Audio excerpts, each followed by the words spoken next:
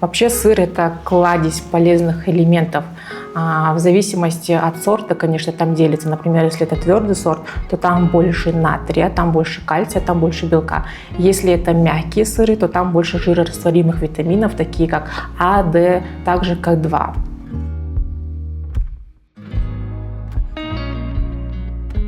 Да, это правда. Смотрите, если мы берем из расчета, например, 100 грамм сыра, то там будет в районе 20-30 грамм белка, и кальция там может доходить даже до 1200 миллиграмм в сутки. Это суточная потребность нашего организма в кальции. Но тут хотела бы добавить то, что чтобы кальций хорошо усваивался, важно, чтобы в организме все было хорошо с витамином D. Поэтому, когда вы кушаете сыр с целью восполнить кальций либо белок, не забывайте про витамин D.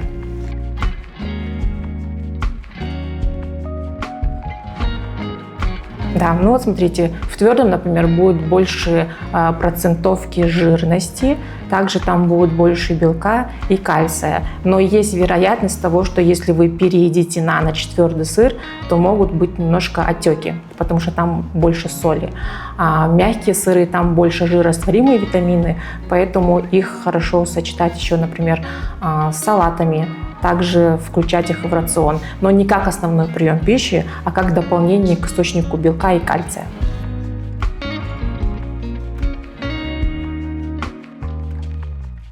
Ну, в этом плане, конечно же, все важно, но я больше всегда ориентируюсь на технологию приготовления. Важно смотреть именно состав, чтобы там было мало очень консервантов, чтобы сыворотка была более натуральная, потому что когда сыворотка более натуральная, там в большом количестве есть такие полезные бактерии для нашего организма, пробиотики, поэтому это будет очень полезно для нашего кишечника. Поэтому смотрите всегда на состав и на технологию приготовления.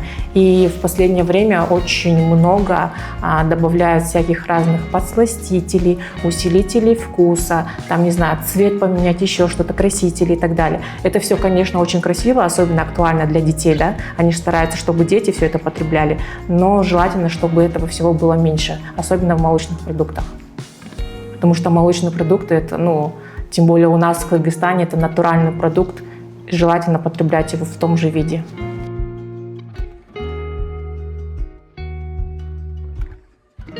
Я бы не сказала, что это правда, потому что сыр можно и на завтрак, и на обед, и на ужин.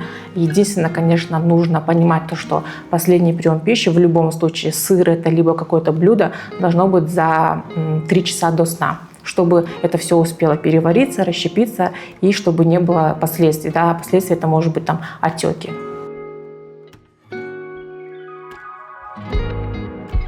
Норма у всех будет разная. Нужно смотреть в зависимости, ребенок это, взрослый человек, который активно занимается спортом, либо это пожилой человек, школьники. У всех будет своя норма, но в пределах от 30 до 40 грамм, это примерно 2-3 ломтика в день, это будет суточная дозировка, потребность будет восполняться и кальция, и белка. Но в любом случае, если человек, например, тренируется, либо это растущий организм, конечно, там можно его употреблять и больше.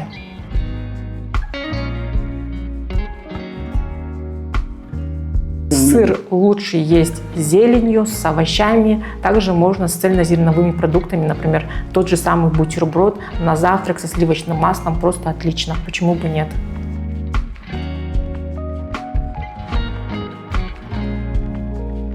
Когда мы говорим про сбалансированное питание, сбалансированный подход и так далее, мы должны понимать что сыр, конечно же, не будет являться основным источником белка и кальция. Это как дополнение, потому что в любом случае мясные продукты никто не отменял, потому что в мясе самое большее содержание железа, белка и так далее. Поэтому, постоянно кушать мясо тоже не знаю, кто может на завтрак, обед и ужин кушать мясо. Поэтому как дополнительно к рациону, конечно, сыр очень важно добавлять.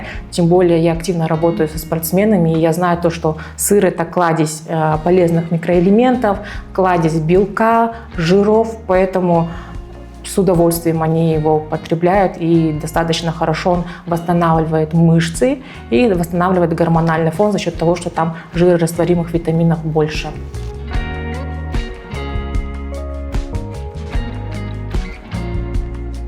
последнее время, особенно у нас в Кыргызстане, очень много аутоиммунных заболеваний, особенно связанных с щитовидной железой. Поэтому хотела бы добавить то, что при аутоиммунных заболеваниях чаще всего используют протокол, когда используется безглютеновая, безлактозная диета. То есть полностью рекомендуют убрать молочные продукты. Но я, например, своим пациентам, видя такую ситуацию при различных аутоиммунных заболеваниях, я всегда в рационе оставляю сливочное масло и сыр, потому что эти микроэлементы, которые мы там получаем, полезные жиры, белок, кальций и так далее, они очень важны для организма и также при аутоиммунных процессах. Поэтому исключать полностью молочные продукты нельзя.